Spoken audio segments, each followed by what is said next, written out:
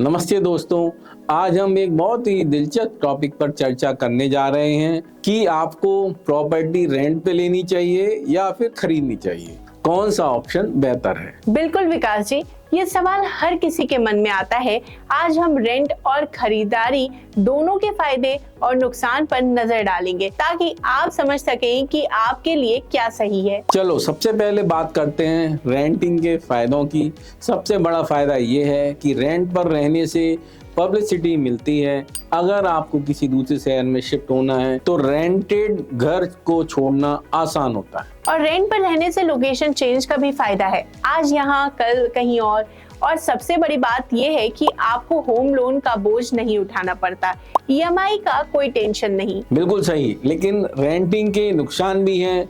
Rent देना एक तरह से खर्चा है जिसमें आपकी कोई एसेट्स नहीं बनती, यानी कि आपके पैसे में कोई निवेश नहीं हो रहा। और एक और नुकसान ये भी है कि आपको रेंट बढ़ाने का डर हमेशा बना रहता है। मकान मालिक जब चाहे रेंट बढ़ा सकता है। अब बात करते हैं प्रॉपर्टी खरीदने के फायदों की। सबसे बड़ा फायदा ये है कि ये आपकी खुद की संपत्ति होती है, मतलब लॉन्ग टर्म में एसेट बनती है और इसकी वैल्यू भी बढ़ सकती है। और एक और अच्छी बात यह है कि अगर आप एक घर खरीद लेते हैं तो बाद में उसे रेंट पर भी दे सकते हैं, जिससे आपकी पैसिव इनकम बन सकती है।